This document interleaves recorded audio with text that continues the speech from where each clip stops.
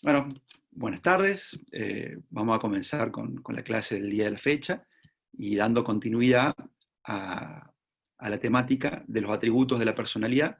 Dijimos que dentro de los atributos, en primer término, nos íbamos a ocupar de los atributos de las personas humanas, porque las personas naturales también tienen sus propios atributos que son similares. Los enumeramos, dijimos que eran el nombre, el domicilio, el estado, la capacidad y el patrimonio. De todos esos atributos, las personas jurídicas coinciden en varios, las personas jurídicas también tienen nombre, también tienen capacidad, pero una sola de los dos tipos de capacidad, también tiene patrimonio, también tiene domicilio, pero no tienen estado, ni tampoco tienen capacidad de hecho. Pero por ahora nos abocamos y nos concentramos en las personas humanas, en las personas naturales. Dijimos que los atributos son cualidades, calidades intrínsecas, características que necesariamente una persona humana debe tener. No hay persona humana que carezca de estos atributos que recién enumeramos, porque, como dijimos, son esenciales, hacen a la esencia del ser humano, de la persona humana. Describimos los primeros, el nombre y el domicilio. Respecto al nombre, establecimos cuáles son las reglas en cuanto a la elección, que corresponde obviamente en primer término a los padres, pero también advertimos que si los padres no estaban o estaban imposibilitados de elegir el nombre para sus hijos, lo podía hacer el guardador o inclusive el oficial del registro civil, que había reglas distintas tanto para el nombre de pila o apelativo como el apellido o el patronímico, que las enumeramos y las describimos. Vimos qué pasaba con el seudónimo, con el nombre o el apellido de la mujer o el hombre divorciado, divorciada, o viudo o viuda, etc. Y luego también analizamos lo que tiene que ver con el domicilio, los distintos tipos de domicilio, que es el domicilio como atributo de la personalidad de las personas humanas, y los distintos tipos, el domicilio real, el domicilio legal, el domicilio especial. Hay un domicilio que ahora me doy cuenta que lo omitimos la clase pasada, que es el domicilio, lo escribo acá en el chat, ad litem, en latín. El domicilio ad litem es el domicilio, bueno, ad litem significa para el litigio. Es un tipo de domicilio especial que quienes participan de un proceso judicial, ese tema que ustedes están viendo con Paula, si no lo han concluido ya con la doctora Mioso, de las distintas etapas del proceso judicial, hay una que es la presentación, ¿no? Que el demandante lo hace a través de ese documento que es la demanda, y el demandado a través de la contestación de la demanda, y uno de los requisitos, tanto de la demanda como de la contestación de la demanda, es poner un domicilio, constituir un domicilio legal, que es un domicilio para el litigio. Es una especie particular de domicilio especial. La clase pasada lo describíamos el domicilio especial como, por ejemplo, aquel que fijábamos a los fines de los efectos de un determinado contrato. Bueno, aquí es una especie de domicilio especial, pero no para los fines de un contrato o un acto jurídico, sino a los fines de un procedimiento judicial. Y es interesante para ustedes, futuros contadores, porque les habrá advertido Paula que tienen eventualmente la posibilidad de participar de procesos judiciales, no solamente como demandantes y demandados, como tenemos cualquier ciudadano la posibilidad de poder participar, sino en el rol profesional de contadores públicos, como peritos. Vieron que uno de los tipos de prueba, de los medios de prueba, es la pericia, y la pericia puede ser contable, y la pericia contable la produce un contador. Y cuando un contador se anota en el registro de peritos o eventualmente es convocado por una parte para avalar con un peritaje una posición en una demanda o en la producción de una prueba, tiene que comparecer al juicio. No es parte del juicio, pero sí tiene que formar parte del expediente con una presentación.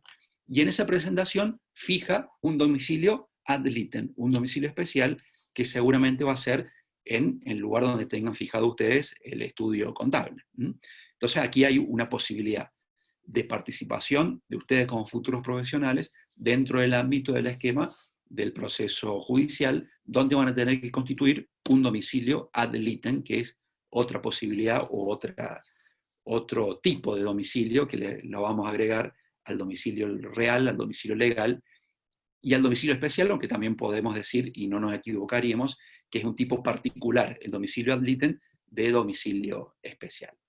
Y terminamos con domicilio, e íbamos a iniciar con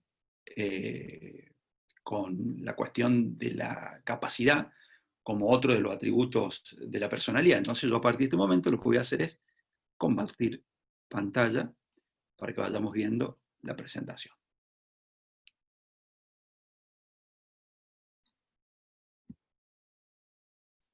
Entonces tenemos que la capacidad es uno de los atributos de la persona humana. ¿Qué es la capacidad? La capacidad es la aptitud o grado de aptitud que tienen las personas. En primer lugar, la vamos a definir en general a esta capacidad para adquirir derechos o contraer obligaciones, y para ejercer esos derechos o cumplir con esas obligaciones, ya sea la persona por sí misma o a través de otras personas, en todos aquellos actos que no están prohibidos o que, contrario sensu, les son permitidos. Es decir, decimos que la capacidad es un atributo de la personalidad, por lo tanto, todas las personas humanas tienen capacidad. Esto es cierto, pero ya vamos a ver que hay un tipo de capacidad de la cual puede eventualmente la persona natural, la persona humana, adolecer, porque hay dos tipos de capacidad. Ustedes vean en la definición misma que tienen allí en la pantalla, que es el grado de aptitud para adquirir derechos y ejercerlos o cumplir obligaciones, pero para adquirirlos. Y en segundo lugar, para ejercer. Son dos cosas distintas. Yo puedo adquirir derechos, ser titular de derechos, gozar de derechos, pero eventualmente no poder ejercerlos. A ver, supongamos, un ejemplo tal vez un tanto burdo: salgo en la moto, salgo en el auto, tengo un accidente y quedo en coma. O sea, ¿pierdo mis derechos? ¿Dejo de ser titular de derechos? Absolutamente que no. Sigo siendo una persona y sigo siendo pasible, sigo teniendo la potencialidad de ser titular, de gozar de derechos. Pero perdí la posibilidad porque estoy en una situación donde no puedo expresarme, donde no puedo manifestarme, donde no puedo conducirme. Perdí la posibilidad de ejercer por mí mismo los actos de la vida civil. Entonces voy a seguir teniendo el primer tipo de capacidad, que vamos a denominar capacidad de derecho, pero no voy a tener la segunda, que es la capacidad de hecho. Entonces, en general, la capacidad es la aptitud o grado de aptitud para todos los tipos de personas de adquirir derechos y ejercer por sí o por otras personas los actos que no nos son prohibidos. Pero hay dos tipos de capacidad, que es lo que vemos en la filmina que sigue. Está la capacidad de derecho, que es la que sí o sí tenemos todas las personas, tanto físicas como jurídicas, tenemos capacidad de derecho. Es tal vez el rasgo más característico, más identificable, más central, nuclear, que tiene la definición de persona.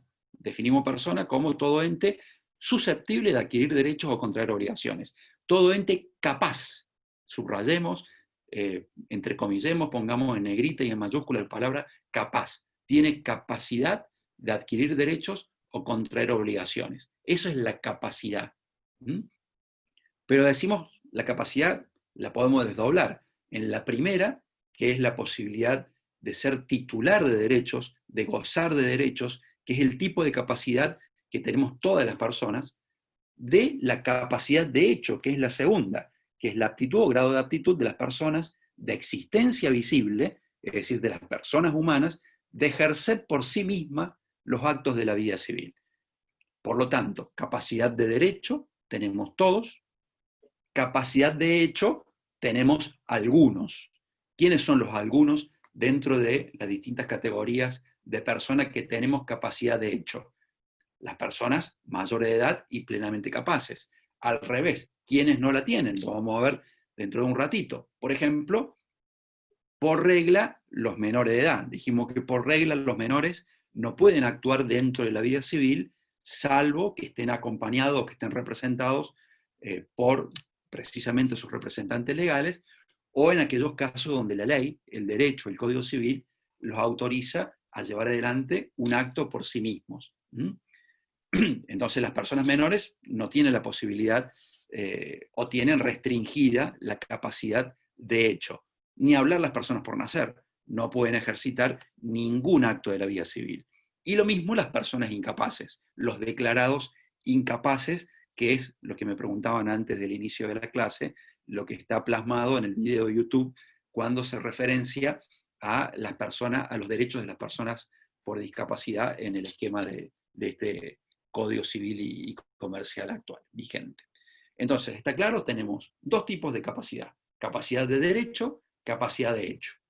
En rigor de verdad, la capacidad de hecho no es un atributo de la personalidad.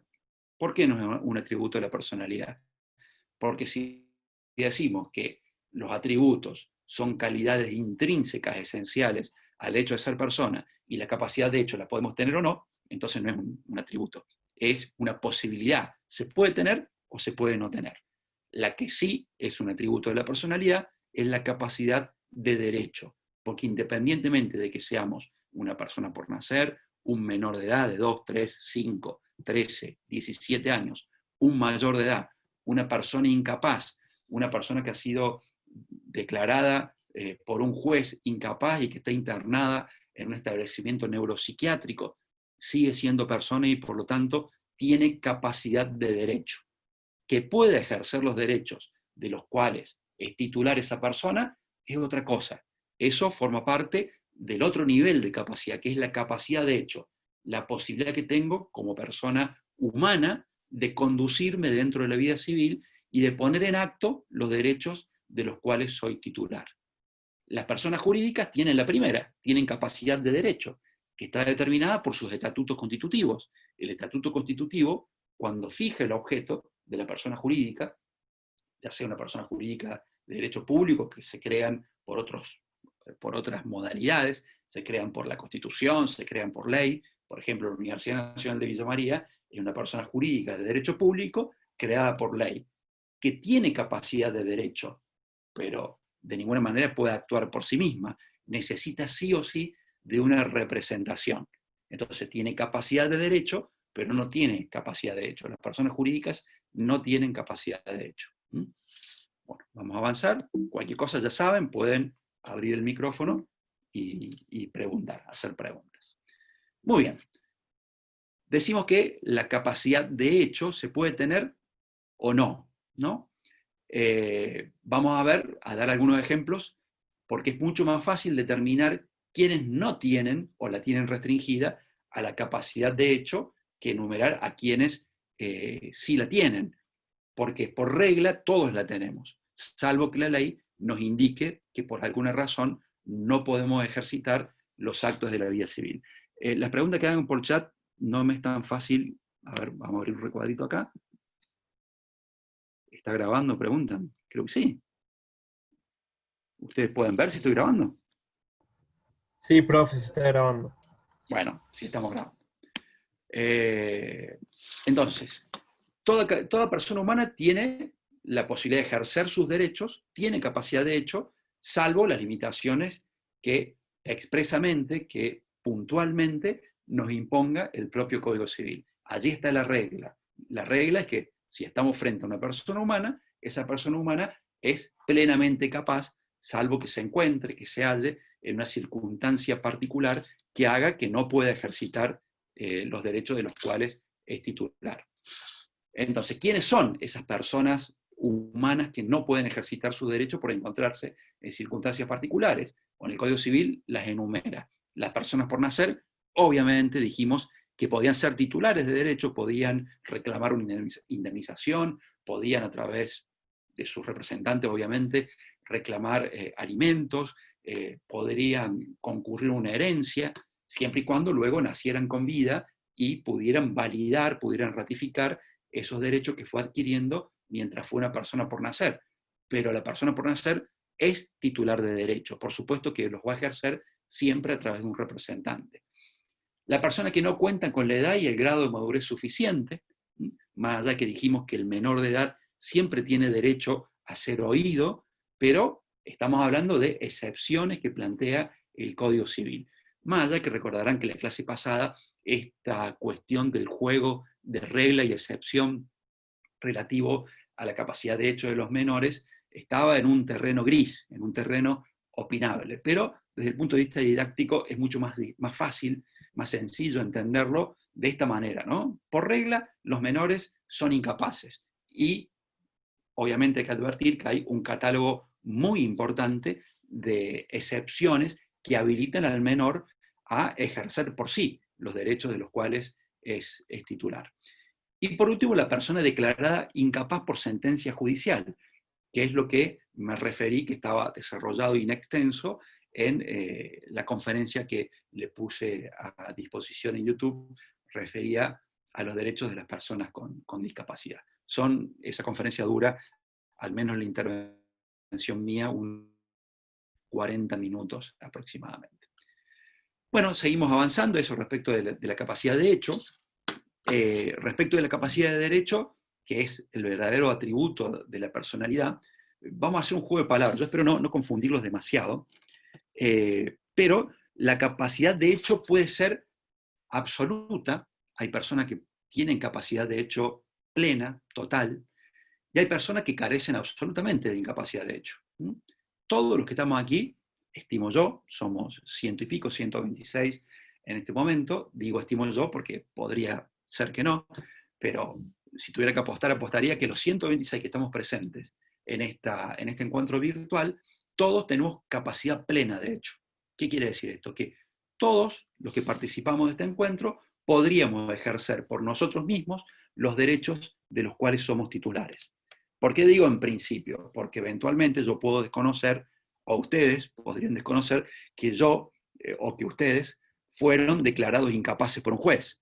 Sería difícil, porque hoy la declaración de incapacidad es mirada por el sistema legislativo y por la jurisprudencia, por los jueces, con carácter bastante restrictivo. Es decir, hay que tener o una discapacidad o una imposibilidad muy profunda para que un juez te declare incapaz. Es decir, que no podés decidir nada respecto de tu vida y tus derechos, y que sí o sí siempre tiene que haber un representante para que actúe en nombre y representación tuya. Ergo, los 120 y pico que estamos aquí, somos todos plenamente capaces de hecho, seguramente. Respecto de la capacidad de derecho, si bien nadie puede ser incapaz de derecho, nadie, todos somos capaces de derecho, nadie puede ser absolutamente capaz de derecho.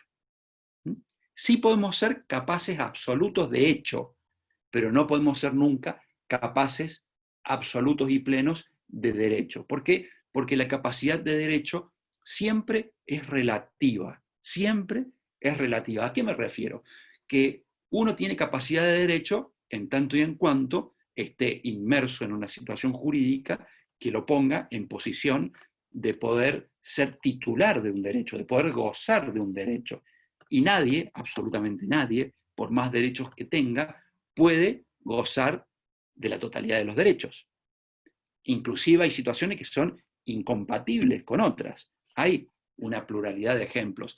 Hay muchísimas hipótesis que hacen que el régimen jurídico haga que una persona no pueda ejercitar, no pueda ser titular de ciertos y determinados derechos. Vamos con algunos ejemplos para no marearlos con el juego de palabras. A ver, un padre que tiene hijos, un padre, una madre que tiene hijos. En ejercicio de la responsabilidad parental, representa a su hijo o a su hija y a su vez administra sus bienes. Entonces, ese padre, esa madre, tiene un derecho, el derecho a ejercitar, a ejercer la responsabilidad parental, que aclaro, son muchos más los deberes que incumben a los padres y a las madres respecto a las personas de los hijos y las hijas que los derechos, pero también hay algunos derechos. Y uno de los derechos, por ejemplo, es administrar los bienes del hijo o de la hija menor de edad. Bueno, tenemos el derecho de administrar esos bienes, pero, por ejemplo, no tenemos el derecho de comprar y vender a nuestros hijos a título personal esos bienes. A ver, porque si yo lo estoy representando a mi hijo o a mi hija y simultáneamente estoy representando mis intereses y los de él, no puedo celebrar ciertos negocios jurídicos con la persona de mi hijo o de mi hija, porque si, supongamos, recibí una herencia y la herencia consiste en 10 departamentos, y yo digo, bueno, me voy a aprovechar de la circunstancia de que administro los bienes de mi hijo o de mi hija y le voy a comprar 5 a un precio de 10.000 pesos cada uno, bueno, evidentemente que estoy privilegiando los intereses personales míos por sobre los de mi hijo, y yo estoy ejerciendo una administración que genera que ese negocio jurídico sea incompatible.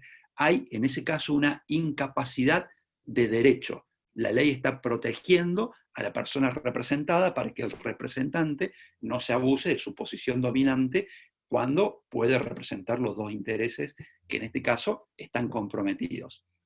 Otro ejemplo, un matrimonio. Un matrimonio celebrar matrimonio, digamos, que una persona se involucre en un acto jurídico matrimonial, que contraiga matrimonio, tiene aparejado efectos personales y efectos patrimoniales. Y esos efectos patrimoniales se trasladan, pueden de alguna manera tener algún tipo de incidencia respecto de terceros, de acreedores. Entonces, yo tengo deudas y contraigo matrimonio y adquiero deudas a posteriori, hay todo un régimen jurídico patrimonial que vamos a analizar en la unidad número 13 donde un potencial acreedor puede tener un interés particular. Supongamos que yo me endeudo.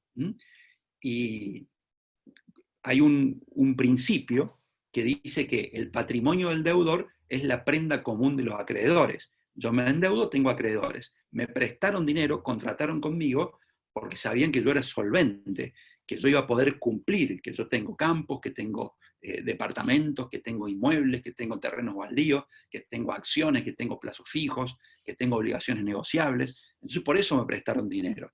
Pero ¿qué hago yo desde que me prestan dinero hasta que lo tengo que devolver? Le vendo todo a mi esposa.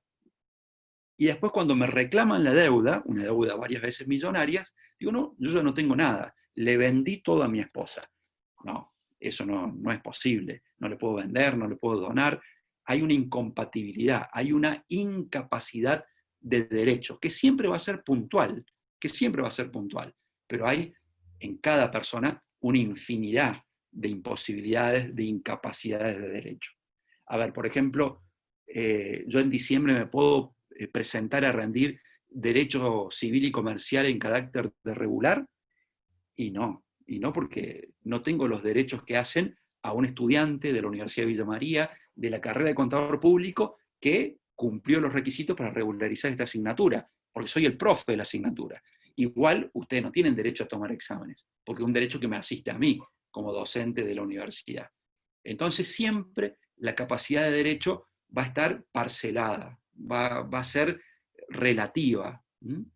Siempre va a estar limitada la capacidad de derecho, a diferencia de la capacidad de hecho, que todos los que estamos acá la tenemos plenamente.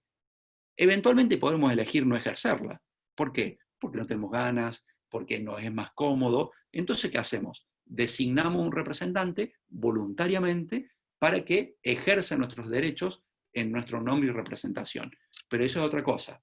Ahí estamos delegando la posibilidad de actuar por nosotros mismos, pero por un acto voluntario, a través de un contrato de mandato, a través de una representación.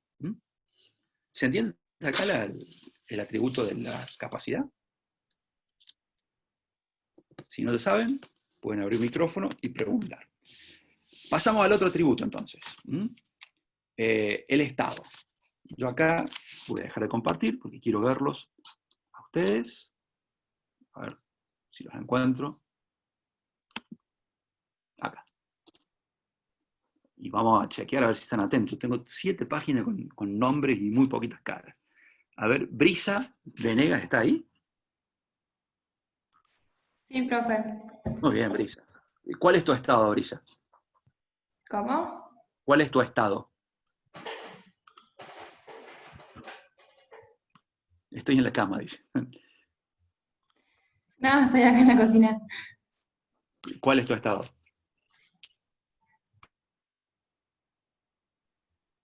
¿No sabe? ¿Claudio Coria está?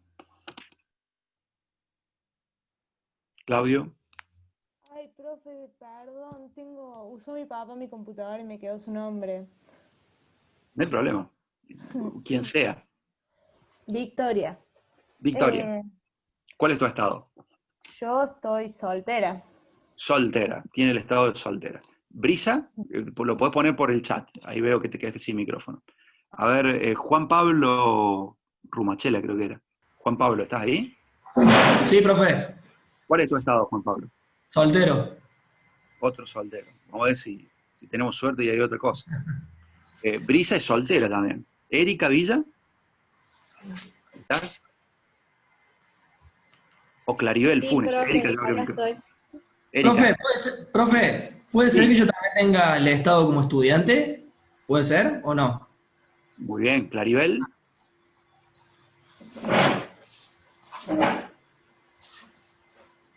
O Erika era. ¿Vos qué estado Sí, tenés? yo estoy juntada hace 3 años y bueno, si Dios quiere el año que viene nos casamos. ¿Cómo? Yo estoy juntada hace 3 años. Juntada, o sea que está en una relación de hecho, pero no constituiste Sí. una unión convivencial que esté inscrita en el registro, ¿no? No, lo íbamos a hacer ahora, apenas se pueda, no sé, no averiguamos la verdad si se puede. Estábamos pensando hacer el certificado de convivencia y bueno, y el año que viene casarnos.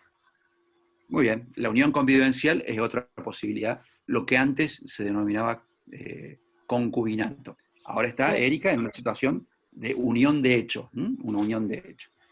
Bueno, y como bien apuntaba el compañero, que no me acuerdo quién fue, no me acuerdo el nombre, en realidad, y vuelvo a compartir pantalla, en realidad el Estado no es solamente el Estado referido a la situación matrimonial, en lo que refiere al matrimonio. El Estado, como lo dice su concepto, es la posición jurídica que ocupan las personas naturales o humanas en el marco de su familia y de la sociedad toda. No solo existe el Estado de soltero, de casado, de divorciado, de viudo, de unión convivencial o de unión de hecho.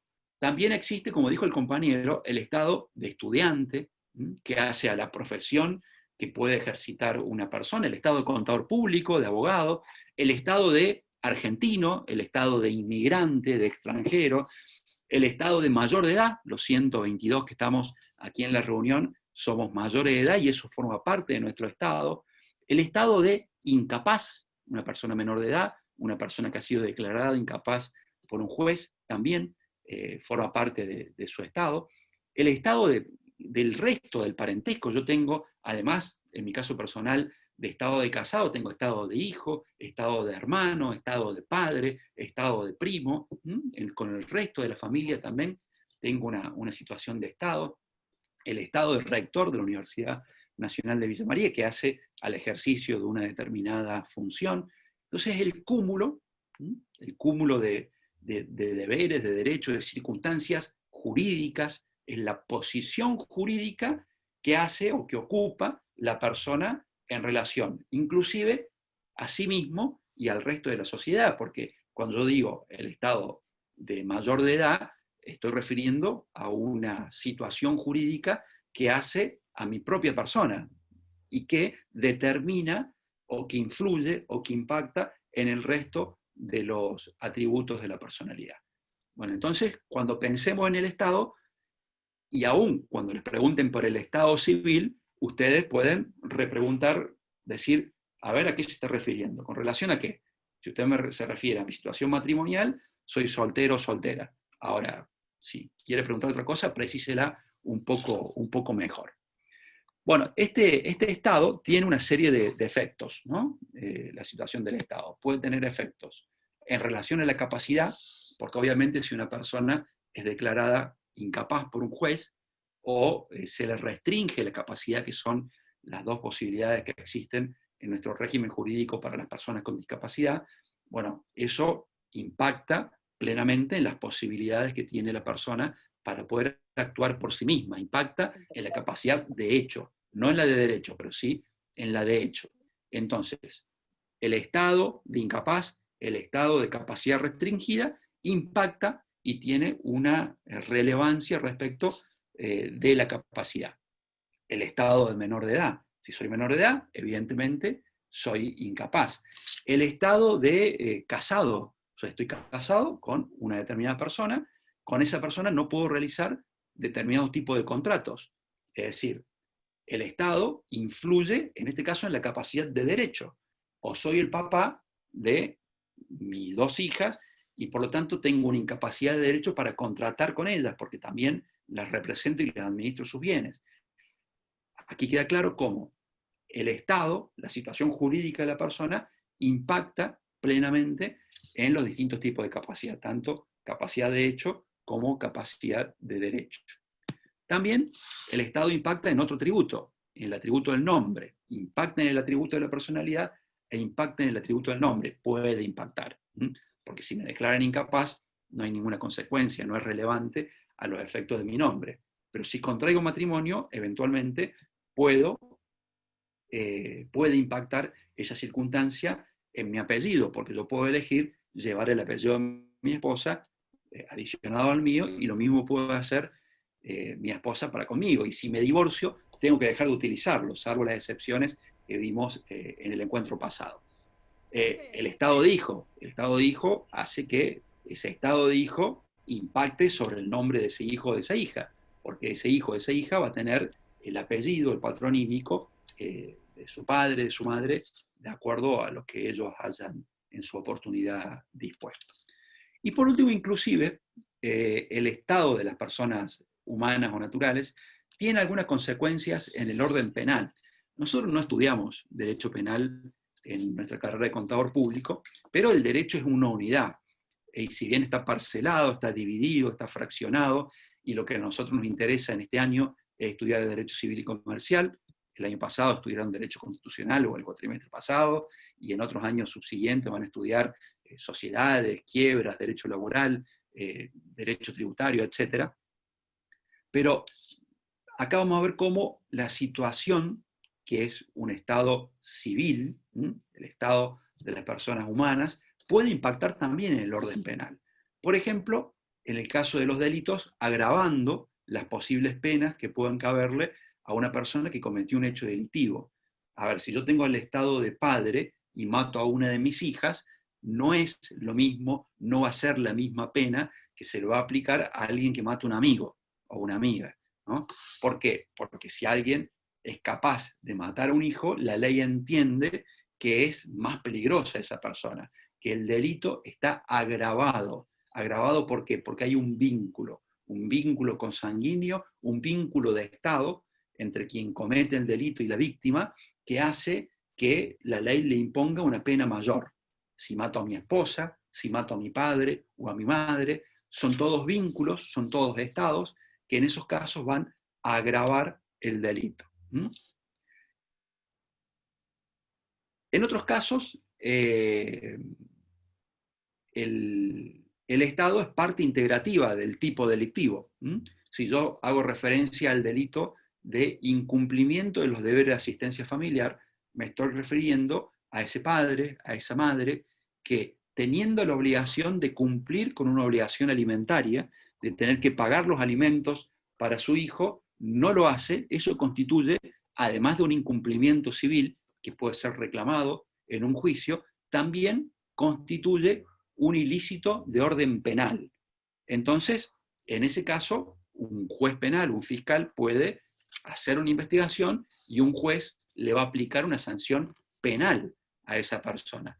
Pero ¿a quién le cabe poder incurrir en ese delito? Solamente a aquellos que están en una situación de obligación alimentaria.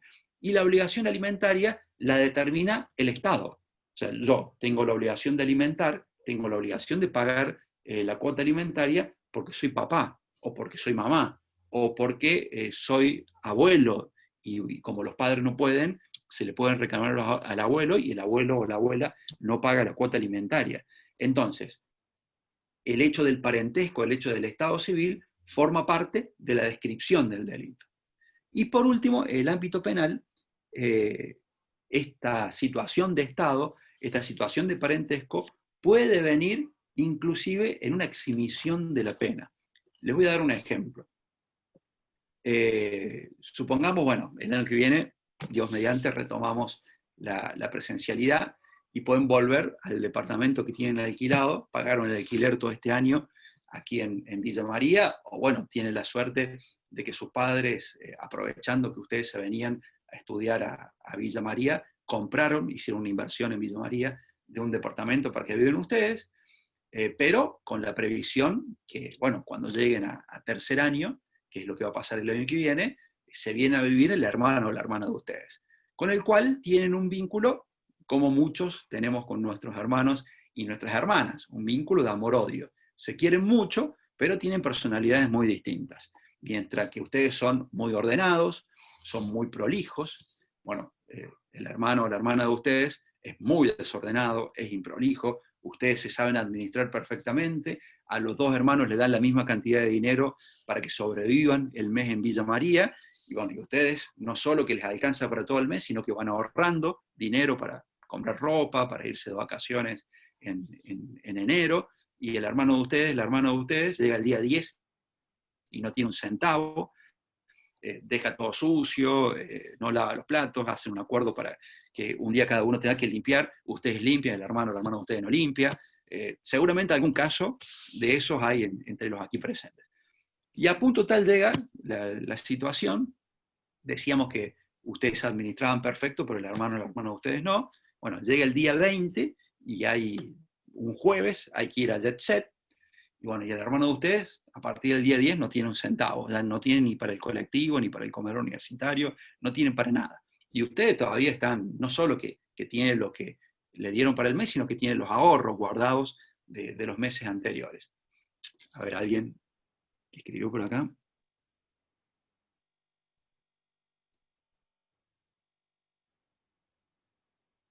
No, Noelia, a ver, intenta subrayar, pero me parece que no. Ah, sí, sí. Yo lo puedo bloquear a eso, lo podría bloquear. Inclusive la otra vez en una reunión masiva, en un acto, alguien hizo eso en una presentación y todos creyeron que había sido un hackeo. En realidad no es un hackeo, sino que es simplemente una posibilidad que da esta plataforma que se puede bloquear. Bueno, venía contando el ejemplo. Llega el jueves 25 de junio, bueno, noche de salida, ustedes tienen su dinerito guardado, sus ahorros, el hermano o la hermana de ustedes no tiene un centavo, alguien ahí quiso probar también si podía. Y bueno, el dinero lo tienen en una billetera, en el dormitorio, y el hermano les pide prestado. Y usted dice, no, acá cada uno tiene que administrarse, tiene que manejar su dinero. Si vos no lo pudiste hacer, jodete, jorobate, perdón, no salgas si no tenés dinero. Se van a estudiar a la casa un amigo y cuando vuelven se encuentran con que tienen 2.000 pesos menos. Bueno, ¿qué es eso técnicamente? Técnicamente, desde el punto de vista del derecho penal, es un hurto. ¿Por qué es un hurto? Porque cuando alguien desapodera el patrimonio, un bien, una cosa, de la otra persona, lo saca de la esfera de su custodia, lo tenía en la billetera estaba adentro de una caja, la caja tenía una combinación, y bueno, y el hermano de ustedes adivinó la combinación, que era justo el día del cumpleaños habían puesto, y le abrió la billetera y se llevó los 2.000 pesos para salir. Bueno, en ese caso, técnicamente un hurto no ha habido, es un hurto porque no ha habido violencia, no ha habido fuerza sobre las cosas, ni violencia sobre las personas, y si bien técnicamente están todos probando la rayita, si bien técnicamente es un hurto, pero en realidad el hecho del Estado, el hecho de ser hermanos, hace que no sea punible. ¿Por qué? Porque la ley va a privilegiar el vínculo familiar frente a la acción punitiva del Estado. Por lo tanto, si alguno de ustedes dice, ah, sí, sos pícaro vos, ahora voy a la comisaría, voy a tribunales y te voy a denunciar, va a aprender lo que es bueno. Cuando los reciben en tribunales, probablemente les reciban la denuncia si la llevan por escrito, pero si la llevan verbalmente y se las toman, les van a advertir qué parentesco tiene usted con esa persona. ¿Son compañeros de departamento? Sí, además de ser compañeros, somos hermanos. Y no hay denuncia posible. O sea, ustedes pueden denunciar, pero no hay posibilidad de perseguir penalmente a esa persona. Lo mismo ocurre si el hecho acontece entre personas unidas en matrimonio, entre padres e hijos, o entre hermanos y cuñados, si son convivientes, si conviven dentro de la misma esfera familiar. Bien. Bueno, vamos a seguir avanzando. Creo que acá terminamos con el Estado. Profe, ¿Hay alguna pregunta? Sí, ¿me escuchás? Adelante. ¿Sí? No, me quedé con el nombre con respecto al nombre. Se me cortó esa parte. Yo quería saber, por ejemplo, yo estoy casada hace 7 años, tengo 27. Estoy casada hace 7 años y supongo así que yo tenga que ponerme el apellido de mi marido. Yo, por ejemplo, no quiero usar el apellido. ¿Tengo que? ¿Tenés que? ¿Tengo que usarlo? No, es totalmente opcional y voluntario, absolutamente. Por ejemplo, si yo le digo que quiero que lo use, si yo lo tengo que usar, yo le puedo decir que él también lo use. ¿Él lo puede usar o no? A mi apellido. Él lo puede usar, los dos, pero siempre y cuando sea una cuestión opcional, Ah, bien, bien. Ya, gracias, profe. siempre. Bueno, acá pregunta si no son nada, son amigos, son compañeros de departamento, en ese caso hubo un hurto, ¿eh? Porque lo que protege, el interés jurídico protegido por el derecho penal es el vínculo y la relación familiar, donde obviamente si se instituye un proceso judicial penal va a quedar resquebrajado. Por supuesto que el solo hecho del robo, del hurto en este caso, también va a generar un problema, una distancia, un conflicto familiar, pero evidentemente que la acción judicial no va a venir a repararlo. En el caso de dos personas que no tengan ese vínculo, ahí sí, porque la acción judicial va a restituir, ya sea a través de la acción civil o a través de la acción punitiva, el orden jurídico alterado. Bueno, ¿vamos bien hasta acá? ¿Hay alguna otra pregunta? Bueno, avanzamos. Profe, Sí. te voy a hacer yo. ¿Y si el robo fuese entre matrimonio? También cae bajo la misma hipótesis, no es punible, no es perseguible penalmente. Penalmente, eventualmente se puede perseguir civilmente, digamos, uno puede iniciar una acción civil para la restitución del dinero, pero no va a caberle una sanción penal. Ah, bien, bien, gracias. Tiene que ser, a ver, un delito de hurto, defraudación, a ver, si yo para sacarle el dinero, supongo que están los dos en el departamento, dice, dame los 2.000 pesos.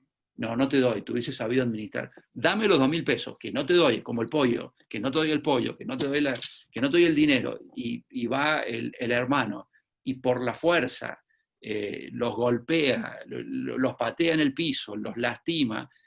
Bueno, en ese caso ya es una lesión, ya es otra cosa. Estamos hablando de circunscribirnos a delitos que tienen que ver con lo patrimonial, una defraudación, un hurto, a ese tipo de delitos. Bueno, avanzamos, así como en su oportunidad, bueno, y si la situación de hurto se repite varias veces, bueno, en ese caso hay una negligencia, Maite, de parte de la víctima, me parece, que no esconde bien la plata, o que igual, aunque se repita, no, si son parientes, no es perseguible penalmente. Analizamos en su oportunidad el comienzo de la existencia de la persona humana, y si hay algo que es totalmente ineludible, que es totalmente ineludible, inevitable, y que indubitablemente va a suceder, va a pasar, es el fin de la existencia de la persona humana. No existen las personas inmortales. En algún momento va a culminar la existencia de esa persona, y eso tiene una serie de consecuencias de índole jurídico, porque obviamente todos los derechos de los cuales era titular esa persona se pierden, no hay derechos que se tengan después de una persona fallecida, por más que uno pueda dejar plasmado una serie de voluntades para después de la muerte, son derechos que uno ejerce en vida y que tienen impacto, que tienen relevancia para después de la muerte, pero uno muerto no ejercita derechos. A ver, yo puedo, lo vamos a ver el encuentro que viene, disponer de mi propio cadáver, de mis órganos, de dónde quiero ser enterrado, pero, digamos, una vez muerto ya esos derechos, ni esos ni ningún otro derecho continúa porque ya la persona dejó de existir. Entonces es relevante, a los fines del derecho, establecer cuál es el momento de la finalización de la existencia de esa persona. Y la respuesta inmediata, y ustedes me van a decir, profe, está diciendo una total obviedad, es que la persona humana termina la existencia con la muerte. una absoluta obviedad, pero no es tan sencillo, porque hay circunstancias donde la muerte de la persona humana es difícil de precisar. Antes, hace mucho tiempo, hace 4 o 5 décadas, se refería a la muerte natural como la ausencia de uno de los 3 pilares de la vida. Los 3 pilares de la vida eran que siga funcionando el sistema respiratorio, circulatorio o el sistema neurológico. Pero con el tiempo la ciencia hizo posible que una persona viva con un respirador artificial o viva inclusive por un tiempo con un corazón artificial que lo mantenga con vida hasta poder implantarle el corazón de un donante. Entonces, eso quedó sin efecto. Y lo que hace la ley en la actualidad es establecer que es la ciencia médica, la ciencia de la salud, la que va a aplicar los distintos criterios, la que va a establecer las reglas para determinar cuándo una persona ha fallecido. Hay una norma especial, que es la ley relativa a la donación de órganos, que establece una secuencia de acontecimientos que se tiene que verificar para la declaración de muerte natural de una persona. Que deje respirar, que no haya respuestas a los estímulos, ¿cómo se llama cuando a uno le golpean la rodilla y la rodilla salta? ¿Reacción? Reflejos. A los reflejos naturales.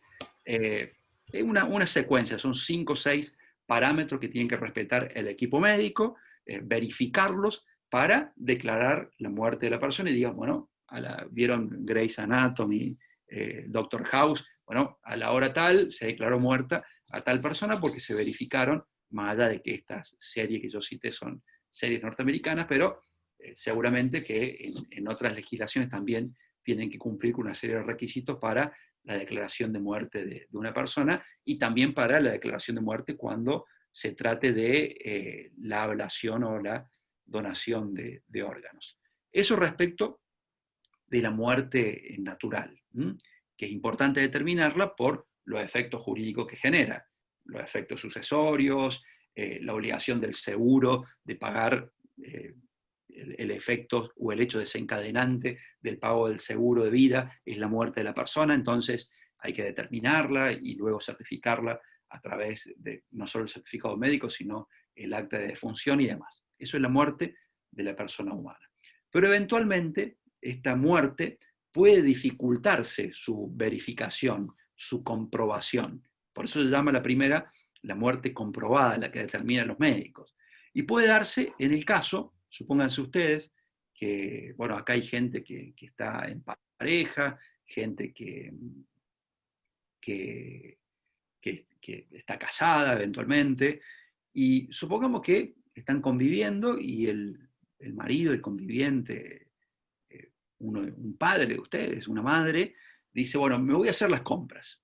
Entonces, sale a hacer las compras y pasa media hora y no vuelve. Bueno, es razonable, se habrá quedado charlando con alguien, se habrá encontrado en el supermercado con algún pariente, con algún conocido, pero pasan 2 horas y no vuelve, y ya le manda un WhatsApp preguntando qué pasó, por qué no volviste, queda con un solo tilde, no recibe el WhatsApp, y ya empiezan unos hilos de preocupación, llaman por teléfono apagado, los buscan, si tienen el buscador por la georreferencia, no la encuentran, no aparece, este dispositivo no ha podido ser encontrado.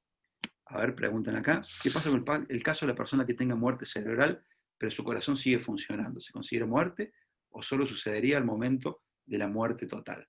No, ahí los médicos, si hay muerte cerebral, los médicos pueden declararla, pero hay circunstancias límites donde necesitan del asentimiento de la familia para que le desconecten el soporte vital, porque en ese caso la persona sigue respirando, le sigue latiendo el corazón, pero bueno, si sacados el soporte vital, la persona sigue viviendo, bueno, allí son los parientes los que tienen que determinar o no, son situaciones límites, zonas grises, donde inclusive en muchas ocasiones intervienen los jueces. En algunas está claro, son los parientes los que determinan, sáquenle el respirador artificial, porque la persona ya está en un proceso donde clínicamente, médicamente, el pronóstico seguro es la muerte. Entonces los parientes dicen, bueno, sáquenle el respirador artificial, se le saca y la persona naturalmente fallece. Por eso, en algunos casos son los profesionales de la medicina y en otros son los parientes los que toman la decisión. Les decía que esta persona que fue a hacer las compras al supermercado, pasan las horas y no vuelve, no hay forma de encontrarla, salen en el auto a buscarla, van al supermercado, no está en el supermercado, nadie la vio, empiezan a llamar a la casa de los amigos, de los parientes, nadie sabe de la persona, pasan las horas y llaman a los hospitales, van a la policía, en la policía no tienen novedad de esa persona, le dice que tiene que pasar un determinado número de horas para proceder a la búsqueda en la policía.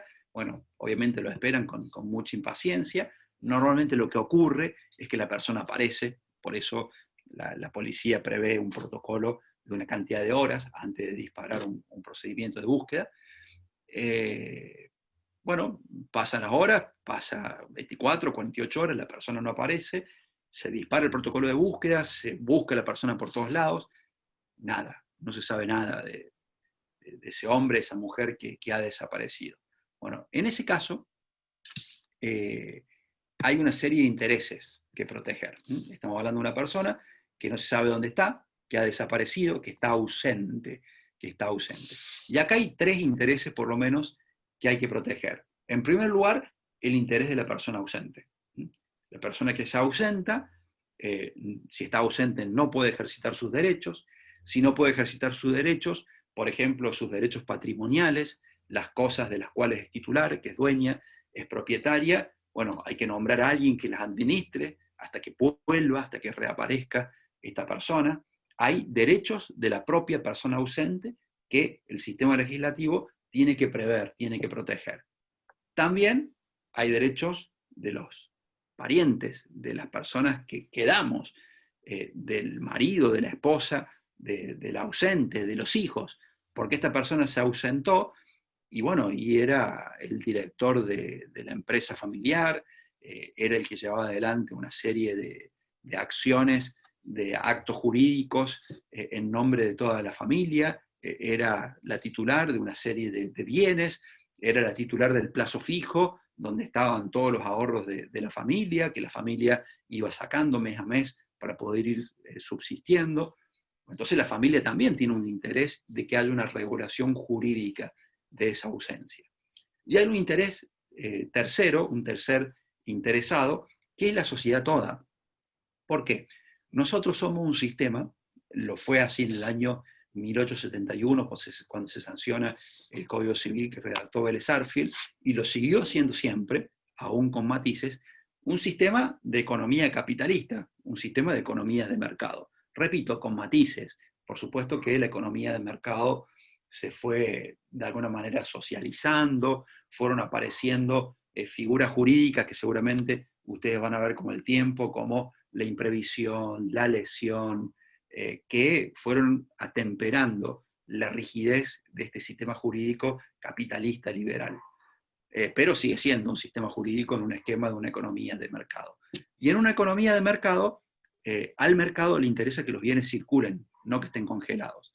Porque hay un principio que es el de la aceleración, donde la circulación de la riqueza genera más movimiento económico, y el movimiento económico evidentemente que es favorable a la economía de mercado. Entonces, como sociedad, tenemos un interés de que los bienes sigan circulando, que no estén estancados. No podemos congelar todos los bienes y esperar por quién sabe cuánto tiempo a que la persona vuelva. Hay que proteger esos 3 intereses. Entonces, ¿qué tenemos? Tenemos el sistema de la ausencia. Si una persona ha desaparecido de su domicilio y no tenemos noticia de esa persona, bueno, se designa un curador, un administrador de los bienes de esta persona. ¿Para qué? Para que los administre hasta tanto vuelva. Si no vuelve, ya vamos a ver lo que sucede. Pero allí se custodian los intereses de los 3 interesados. Del ausente, que no está muerto, no se lo secuestraron, en esa lo secuestraron y bueno, está bajo el dominio una red de trata de personas, o en una de esas estaba en la guerra y cayó prisionero de guerra, o en una de esas tuvo un accidente de avión, y el avión tuvo que aterrizar de emergencia, murieron todos, menos esta persona, y está en un lugar recóndito, allí pasándola muy mal, y bueno, hay que cuidarla a esa persona, hay que cuidarla sus intereses, hay que cuidarla sus bienes, y ese curador los va a proteger. Y también va a proteger el interés social, de que los bienes sigan circulando. Eventualmente, esta persona que ha desaparecido, que está ausente, puede haber dejado un apoderado, un representante, para que actúe en su nombre y representación. Pero si ese mandato, si ese acuerdo de mandato no es suficiente, los poderes que le fueron otorgados al representante no son lo suficiente para ejercitar esa representación, en ese caso también eventualmente puede nombrarse un curador para que administre los bienes de la persona ausente. Entonces, tenemos una persona que desapareció, ya vamos a ver que dependiendo la circunstancia de la desaparición, se van a aplicar algunas reglas que son distintas. No es lo mismo el que salió de compras y no volvió más, que el que estaba en una guerra, que el que estaba en un barco y se hundió el barco, el que estaba en un avión y se cayó el avión. No es lo mismo aquel que estaba en una ciudad, estaba de vacaciones o estaba en un viaje de negocios y en la ciudad aconteció un tsunami, un terremoto, un atentado terrorista. No es lo mismo. No se sabe de la persona, pero esas circunstancias que rodean al hecho concreto, vamos a ver que van a afectar el sistema de resolución de lo que vamos a denominar la muerte por ausencia presunta. Pero ahora estamos hablando de qué pasa con los bienes de esa persona mientras no sabemos nada de ella. Entonces tenemos que hay que nombrar un curador y que esa curatela, esa administración del curador, va a terminar cuando, obviamente, el ausente vuelve. Se escapa de los secuestradores y vuelve 3 meses después. Acá está, no paguen el rescate, a ver qué pasó con mis bienes. Sí, el plazo fijo, y bueno, me nombraron curador y yo lo renové en un 90%, pero un 10% lo saqué, el administrador seguramente es su cónyuge, alguno de sus hijos, un hermano, bueno, porque tenemos que pagar las deudas, tenemos que comer, tenemos que pagar el alquiler, le va a rendir cuentas de esa administración durante ese tiempo. Pero el ausente recupera, obviamente, todas sus facultades, porque ya no es más ausente, ya volvió. Por muerte, lo encontraron, pero lo encontró muerto. Hoy, lamentablemente, ustedes vieron que hay muchos casos de gente que desaparece, y bueno, cuando la encuentran fallecida, y en ese caso ya no es una ausencia, sino que es una muerte comprobada, ya tenemos un cuerpo. O por la declaración de muerte presunta, la declaración de fallecimiento presunto, que la va a llevar adelante un juez. Solo un juez puede declarar la muerte por ausencia. ¿Alguien quiere hacer alguna pregunta? Acá tengo 2 por chat. Fernando pregunta, profe, ¿qué pasa en el caso de la persona tenga muerte? Ya le dije, ya le respondí. Y si la persona no tiene a nadie que se pueda hacer cargo de esos bienes y o créditos que pidió, ¿quién se responsabiliza? Hasta que aparezca la persona perdida. Ya me respondió. Y no, si no tiene nadie, a ver, primero que es difícil, ¿no? Es difícil que una persona no tenga nadie y que no haya dejado ningún poder. En ese caso, cualquier interesado, supongamos que ustedes son acreedores, pueden comparecer frente a un juez y pedir que se nombre un representante en nombre del resto de los acreedores para que administre los bienes de esa persona que está desaparecida, ¿no? Lamentablemente ustedes saben que en nuestro país, fundamentalmente durante el proceso de la última dictadura nacional, entre el año 76 y el 83, fueron muy comunes las desapariciones. Y evidentemente que para esas circunstancias tan tristes se aplicó este régimen. ¿Avanzamos? Tengo una pregunta. Sí. Cuando la persona lleva muchos años desapareció, yo le pregunté hace unos cuantos años atrás, después de 6 años más o menos se le dice por la muerte presunta, si no aparece. Ahora justo vamos a ver eso ahora. Creo que era Porque hay Diana. un caso especial en que, por ejemplo, pasando todos esos años, la mujer del hombre necesitaba la firma de todos los hijos para declararlo muerto. ¿Es así? No puede ser porque en realidad la ausencia con presunción de fallecimiento se basa en hechos fácticos, en circunstancias fácticas, que determina que son probadas frente a un juez. Y no incumbe ahí, no cabe el consentimiento de una esposa, un esposo o de los hijos. A ver, supongamos que existiese la esperanza de esa mujer o de ese hombre de que la persona reaparezca, pero no por eso puede Yo lo digo negar por el un caso consentimiento. personal, porque tenía un padrastro que hace 16 años que está desaparecido, ¿no? Yo no me hablo con mi mamá, pero hace unos años atrás necesitaba mi firma, mi consentimiento para que ella, digamos, lo declarara muerto y poder cobrar la pensión. ¿Se entiende? Y había sido su cónyuge. Sí, sí, sí. Y me parece que no, que ella como ex cónyuge sola pudo haber iniciado el trámite. No hacía falta tu consentimiento. No sé por qué tu En ese consentimiento. caso, el pedido somos mis hermanos, y más aparte del hombre, necesitaba el consentimiento, la firma nuestra. No, me parece muy raro, Diana. Sí, porque, a mí yo porque ella teniendo el interés jurídico de cobrar la pensión, sí. primero, para cobrar la pensión tiene que haber una declaración de ausencia con presunción de fallecimiento. O sea, ahí ya se convierte en viuda y puede tramitar la pensión. Y para la declaración de ausencia por parte del juez, cualquier interesado puede presentarse ante el juez y demostrar la ausencia, demostrar la desaparición, y que el juez a posteriori, si se cumplen todos los puntos, todos los requisitos que establece la ley, la va a declarar.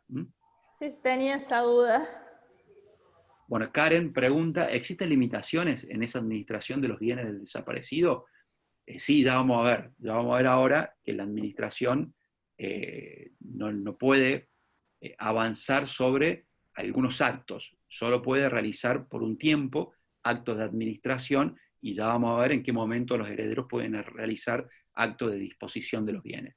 O sea, si tiene departamento los podrá alquilar, pero no lo va a poder vender el administrador, el curador. Bueno, vamos a las distintas hipótesis. Dijimos que no es lo mismo el caso del que sale a comprar y no vuelve, que el que participa de algún evento donde nos hace presumir con un mayor grado de certeza que la persona ha fallecido.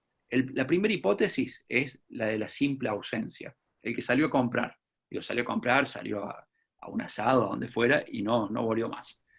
Bueno, en ese caso hay que esperar 3 años, contar desde la última noticia que se tuvo de la persona, desde la última vez que lo vimos, salir por la puerta, o la última vez que lo vio un testigo. Hay que contar 3 años para que pueda declararse la muerte de esa persona. Hay un paréntesis de tiempo donde, como dijimos recién, se nombra un curador de los bienes, y hay que esperar ese tiempo de 3 años para que el juez recién ahí pueda dictar la sentencia de muerte por ausencia o muerte presunta por ausencia.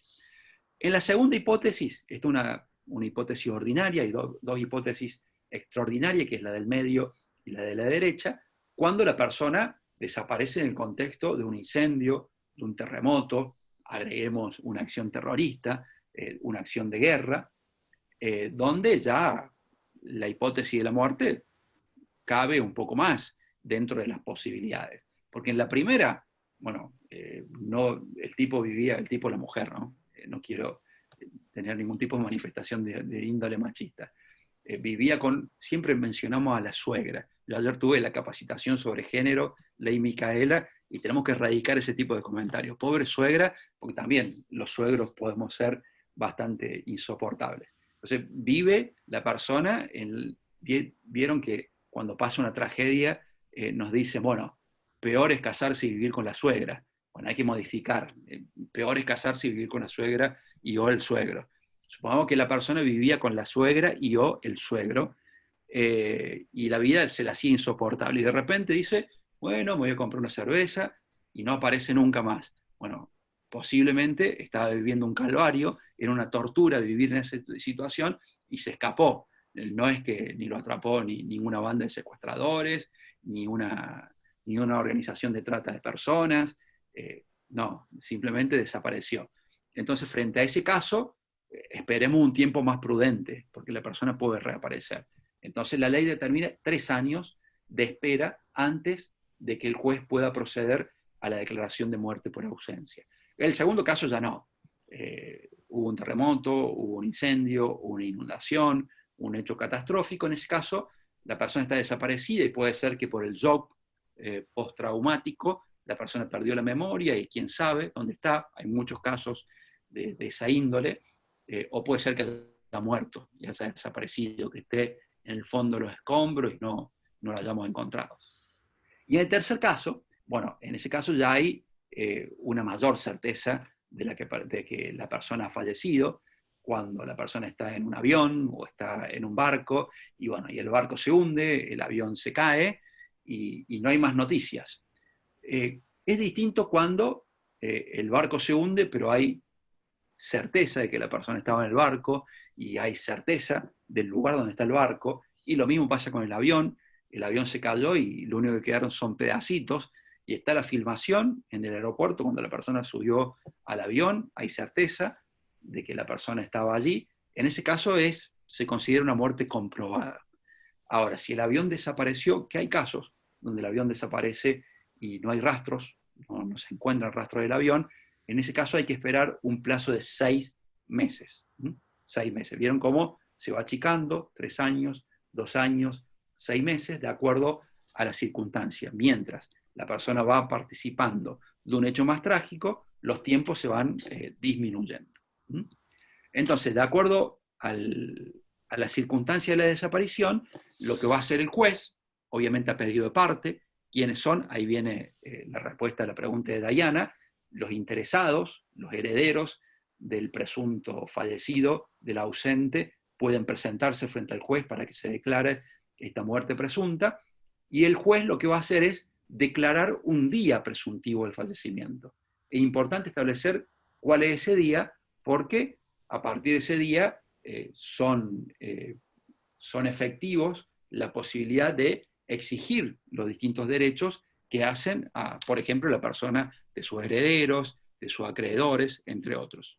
Entonces, el día presuntivo del fallecimiento, en el primer caso, cuando la persona simplemente desaparece sin que haya otro elemento que nos haga presumir la muerte, es el día del año y medio de la última noticia que se tuvo de la persona. De manera tal que, por ejemplo, era un 31 de diciembre, están todos celebrando la llegada del año nuevo, llegan las 3 de la mañana, se acabó el alcohol. Entonces uno dice, yo voy a comprar a la estación de servicio unas botellas. Agarra el auto y se va, y desaparece. Un 1 de enero de 2020. ¿No?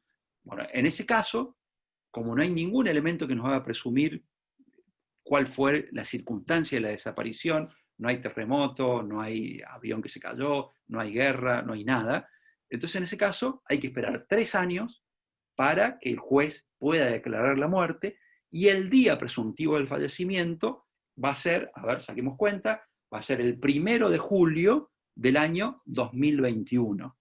¿Por qué? Porque es un año y medio después de la última noticia que se tuvo de esa persona. La última noticia se tuvo el 1 de enero del 2020, hay que esperar un año y medio, todo 2020, mitad de 2021, 1 de julio, arranca la segunda mitad del año, y allí ese día va a ser determinado con el día presuntivo del fallecimiento. Y en los otros 2 casos, los casos extraordinarios, van a ser en el día del suceso, cuando ocurrió el terremoto, o en el caso de la persona que está en la guerra, el día que se tuvo la última noticia, participó en una batalla, bueno, va a ser el día que ocurrió la batalla, o el día que se hundió el barco. Vamos a avanzar. ¿Qué va a pasar con los bienes? Con la entrega de bienes.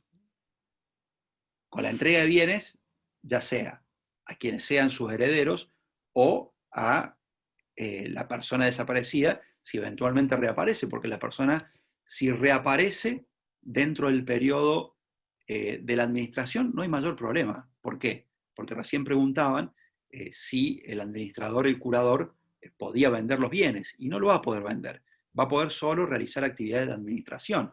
Entonces, mediante el periodo de la administración, reaparece el ausente y se hace de todos los bienes que tenía. Pero vamos a describir las hipótesis, porque eso también está previsto en esta enumeración.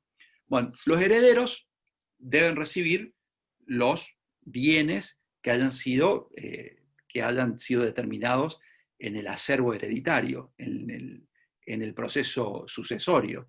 Es decir, que se reparten los bienes. Supongamos vamos a establecer una hipótesis, un ejemplo sencillo.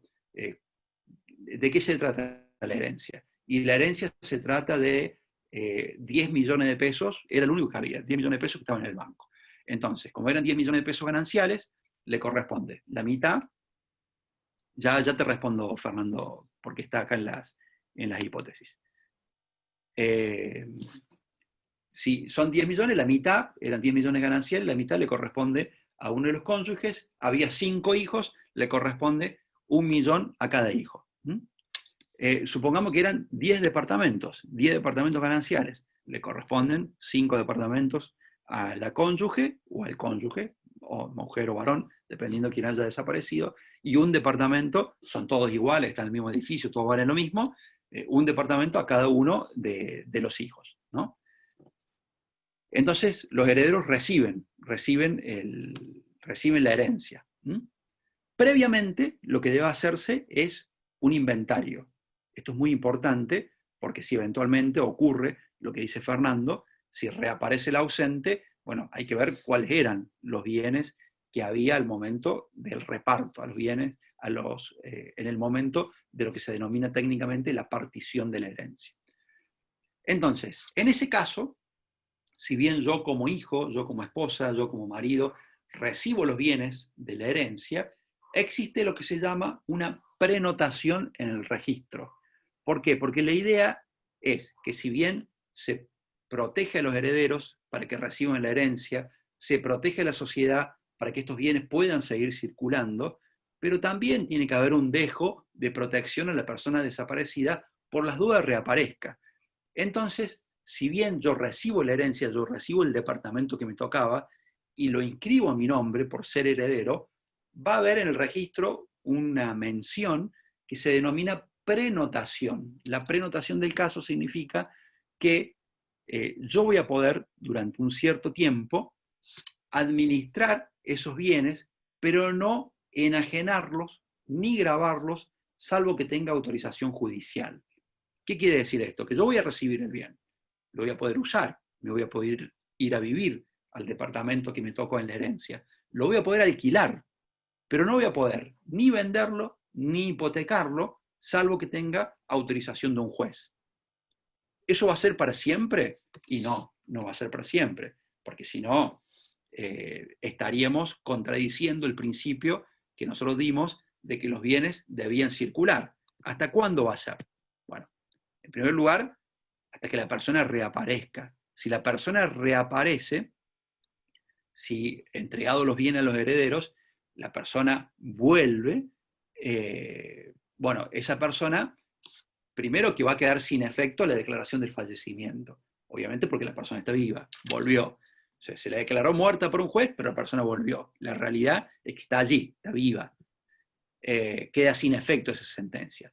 Y se procede a la devolución de los bienes del interesado. El interesado, el reaparecido, podría decir, quédense con los bienes que yo tenía, voy a empezar de cero. Lo que va a pasar seguramente es que va a reclamar los bienes de los cuales era titular. Y los va a recibir en el estado que se encuentre. Si, por ejemplo, pasó el tiempo, ya vamos a ver que hay un tiempo que no es para siempre. Esto viene a cuento de la pregunta de Fernando, que dice, ¿qué pasa si la persona reaparece luego de los 3 años? Bueno, la persona va a poder disponer de los bienes recién 5 años después, el heredero, 5 años después del día presuntivo del fallecimiento. Una vez que pasaron esos 5 años, los herederos pueden disponer. Y si la persona desaparecida reaparece, se va a poder hacer de los bienes que existieran y en el estado que se encuentren.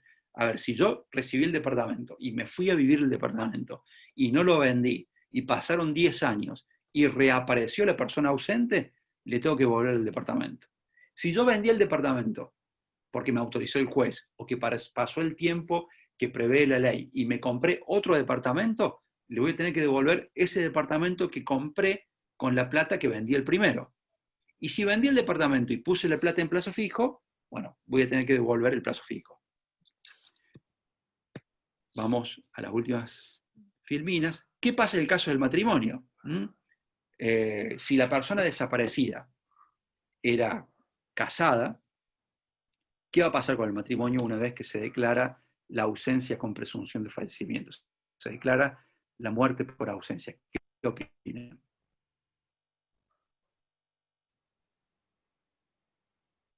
Se anula.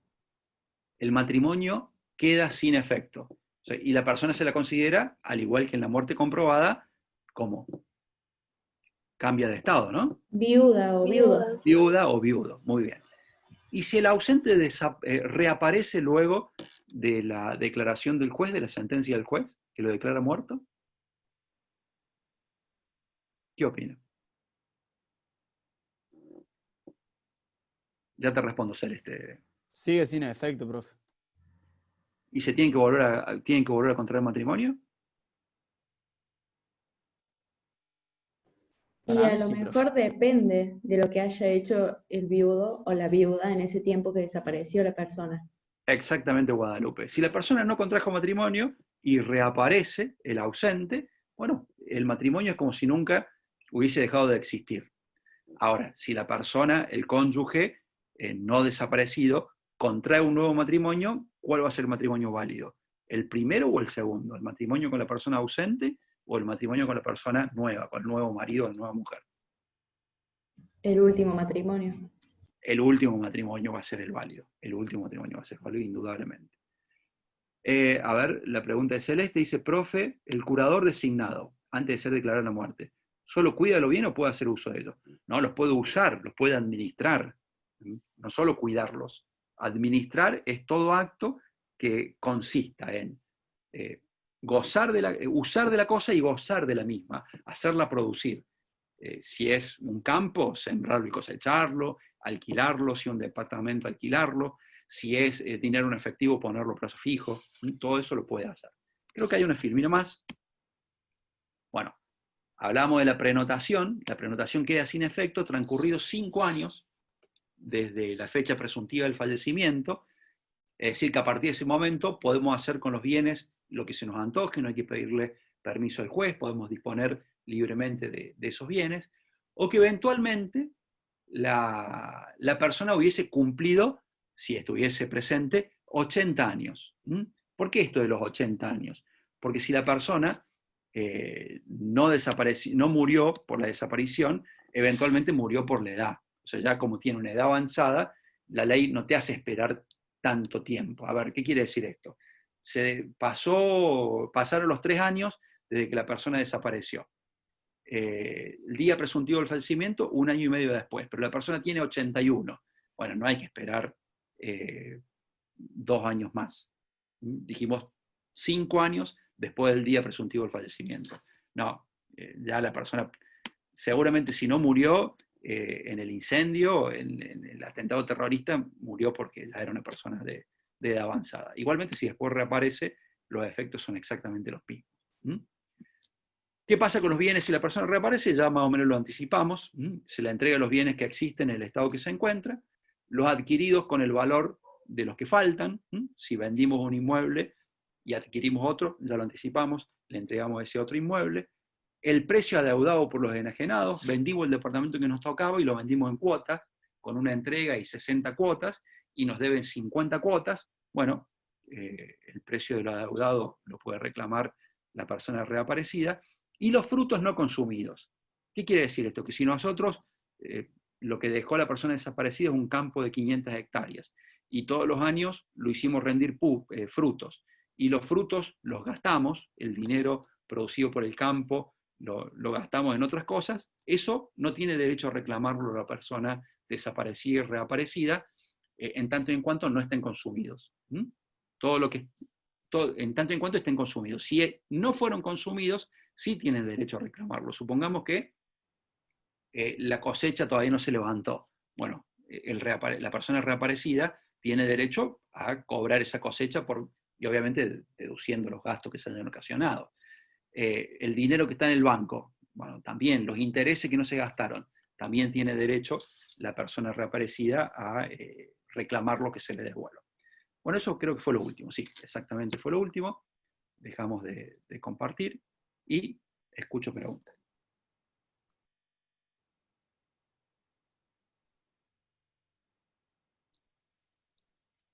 ¿No hay preguntas?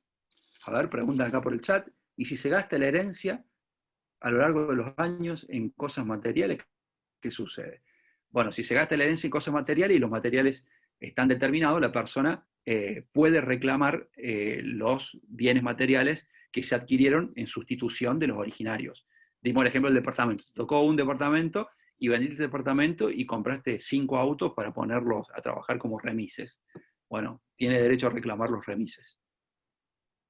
Pero no lo que hubiesen producido los remises y que vos lo gastaste para seguir, para vivir. Y si la persona desaparece a los 80 años, bueno, lo mismo hay que observar el procedimiento. Hay que observar el procedimiento, lo que no hay que hacer es, lo que no hay que esperar es la continuidad del proceso de prenotación. ¿Por qué? Desde el momento de la declaración de muerte, desde el día presuntivo del fallecimiento, hay que esperar 5 años. Entonces, si la persona desapareció en circunstancias normales, sin que haya incendio, caída de avión, etc., el día presuntivo del fallecimiento es 1 año y medio después de la última noticia que se tuvo. Supongo que la persona tenía ya 80 años cumplidos, entonces faltaría todavía esperar 3 años y medio más desde la sentencia del juez. Pero como tiene 80 años, ya no hay que esperar más y podemos disponer de los bienes. ¿Qué pasa si la persona tenía mucho dinero en el banco y el curador lo gasta y no se sabe en qué? ¿Qué pasa? Y supuestamente no los debería poder gastar, él solo puede administrar. O sea, él no puede dar por finalizado el plazo fijo y sacar el dinero. O sea, y él tiene que rendir cuentas, va a tener que rendir cuentas, y el ausente tiene el derecho de iniciar un juicio para que le restituya los bienes, en este caso el dinero que gastó, y que no puede dar cuenta de en qué se lo gastó. ¿Y qué pasa si vende ese bien y ese dinero no lo invierten? Se van de viaje a Europa, por ejemplo, la persona reaparecida, ¿cómo reclama?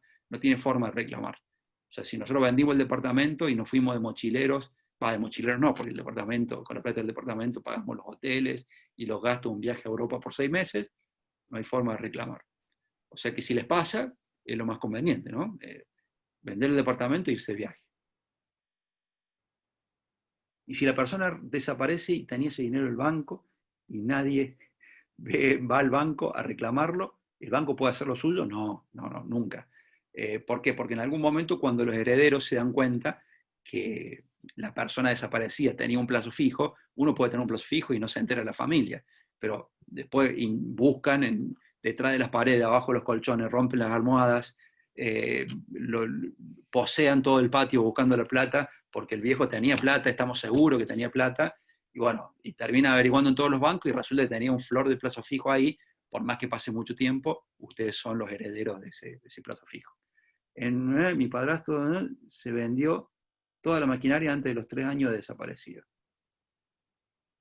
Claro, o sea, la gente, como la maquinaria no es un bien registrable y la puede vender el poseedor, en ese caso lo que hicieron fue vender los bienes, y evidentemente eso no se podría hacer porque es de los herederos, pero bueno, quienes administraban seguramente lo hacían de hecho, no como curadores nombrados, y como, a ver, es lo mismo que tener bicicletas, como no está registrado, las vendieron y los compradores, si son de buena fe, no se puede hacer nada. ¿A qué te referís, Lucas? Debería haber pasado 1 año y medio.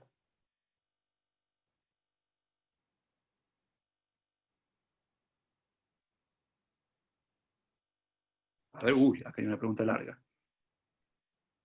Y si lo administra erróneamente, por ejemplo, en el caso de un auto que estaba en perfectas condiciones antes de desaparecer y después se encuentra ausente, un año y medio aparece, pero el auto está chocado, tiene... Claro, en ese caso,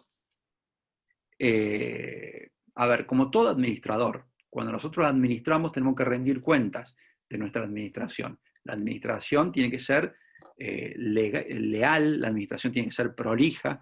Entonces, cuando uno hace una administración que es ruinosa, pero el administrado tiene que repararla, indudablemente, tiene que repararla. Así como tiene el derecho de usar el auto, o usar el inmueble, o sembrar el campo y aprovecharse de eso, también tiene la obligación de reparar los daños que pueda ocasionar con esa actividad.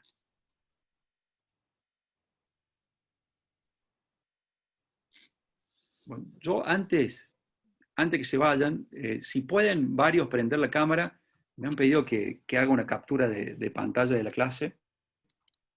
Si pueden un ratito, prendemos la cámara, posamos por una foto, me faltan algunos nomás. Ahí estamos, somos varios, hay algunos más. Ponen cara en serio, che. ¿Listo? ¿Se escuchó el ruidito de la foto? Bueno, Sí. me lo pidieron para las redes. Dejamos de grabar, esto no se debió haber grabado.